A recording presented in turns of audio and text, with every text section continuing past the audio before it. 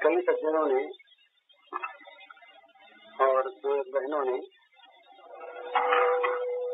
उन्हें पूछा, और बात ठीक है कि भाई हम लोग इच्छा भी करते और विचार बुद्धि से हम लोग चाहते भी हैं। ये भी मालूम होता है कि संसार के विषयों से मन हटे, भगवान के प्रेम को हम प्राप्त करें। और ये होने पर भी इच्छा बलवती नहीं होती, इच्छा अनंत नहीं होती। जानने पर भी, चेष्टा करने पर भी विषयों में मन जाता है और उनमें प्रियता का बोध होता है। तो क्या करें? किस तरह से भगवान में प्रेम हो और वो प्रेम अखंड हो, अनन्य हो। तो बात ठीक है, जहाँ तक बुद्धि काम देती है सभी सोचते हैं ऐसा, पर होता नहीं है। ये बात भी ठीक है। तो क्या करें आप? ये न होने पर, उन लोगों से जो बातें हुई उससे मालूम होगा कि न होने पर ऐसा किसी अंश में कई लोगों को दुख भी होता है, पर वो दुख दूसरी चीजों के कारण से मिट जाता है। तो प्रेम न होने का, अनन्य इच्छा न होने का दुख होना चाहिए। और दुख तब तक नहीं होता जब तक उस वस्तु के प्राप्त करने की चाह नहीं होती। तो चाह इसलिए नहीं होती कि उस वस्तु के महत्व का ठीक ठीक ज्ञान नहीं। इसीलिए हमारे यहाँ सबसे पहले श्रवण को माना। सुनो, सुनकर सोचो। सुनी हुई चीज की जो महत्ता है वो जब मन में बढ़ जाएगी, महत्ता सुनते सुनते। दो वस्तु की आवश्यकता है, वस्तु की महत्ता और आवश्यकता। किसी चीज की हमको आवश्यकता हो, दरकार हो, और वो वस्तु महत्वपूर्ण हो, वैसी और कोई चीज न हो। तो ये दोनों ही बात बुद्धि से जानते हैं।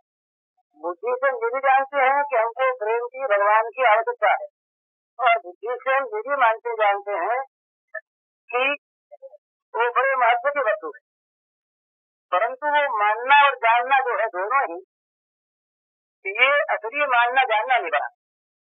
तो इसके लिए उपाय एक ही सूझता है, और वो उपाय यह है कि हम लोग भगवान से प्रार्थना करें अपनी भाषा में, अपनी रुचि के अनुसार।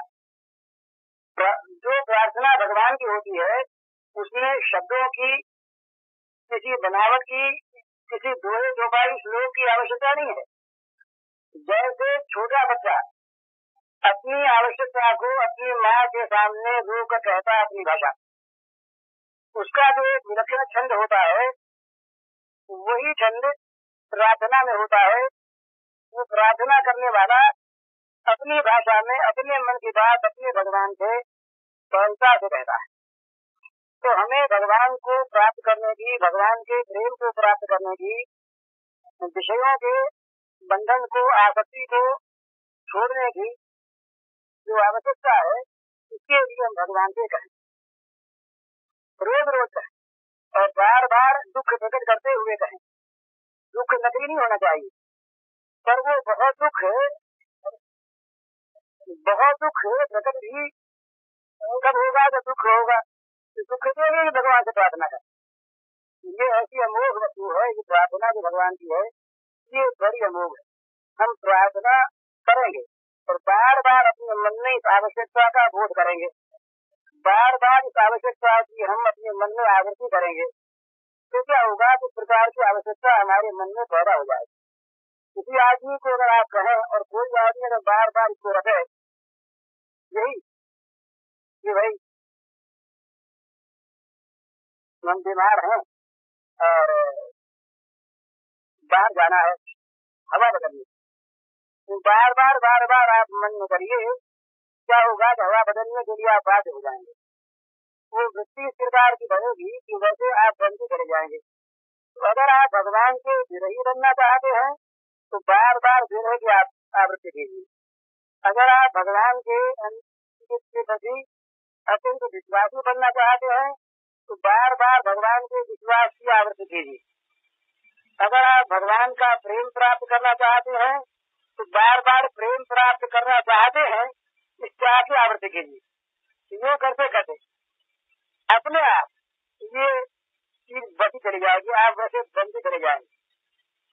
ये जो हम यहाँ आकर कुछ दिन कह देते हैं और थोड़ी देर कह देते हैं, इसे काम नहीं चलता। ये निरंतर हम कहते रहे, इस प्रकार से निरंतर हम भगवान से प्रार्थना करते रहे। जैसे हम संसार के पदार्थों के लिए करते हैं, इसी प्रकार से बार बार भगवान के प्रति प्रार्थना होगी और बार बार अपनी चाह की आवृत्ति होगी, तो वो चाह बलवती होती चली जाएगी, उस चाह में मजबूती होती आ जाएगी।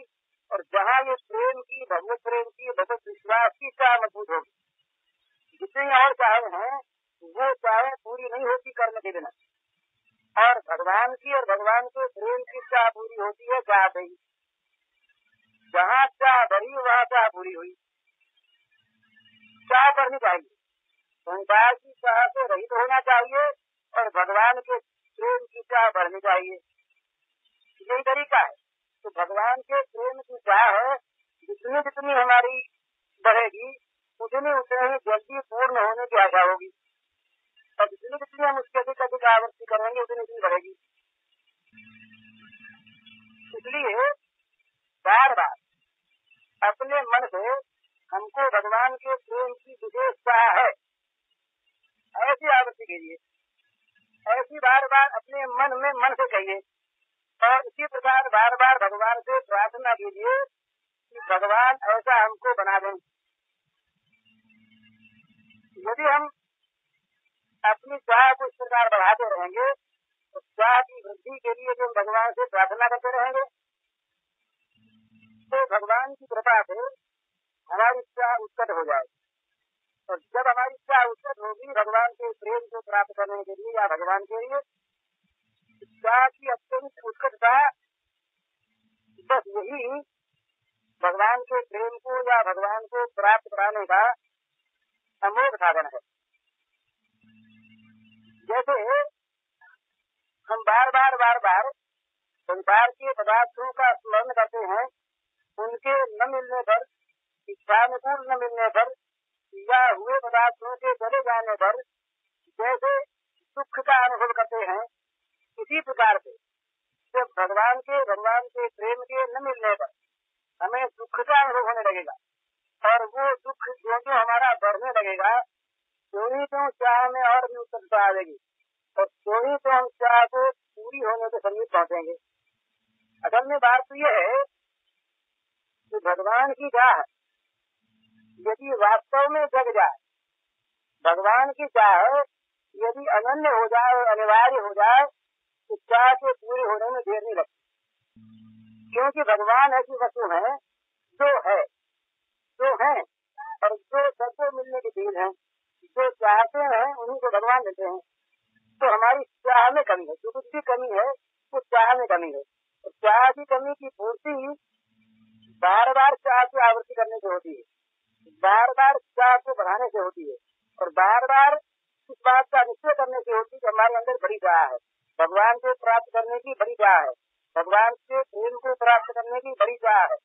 इस प्रकार अपने मन में चाह का जो स्वरूप है वो सुदृढ़ और अनन्य बार बार करते रहना चाहिए, और साथ साथ भगवान से प्रार्थना करनी चाहिए कि वे हमारी चाह, भगवान योगक्षेम बात है, जितनी चाह हमारी है उसकी रक्षा वो करते हैं।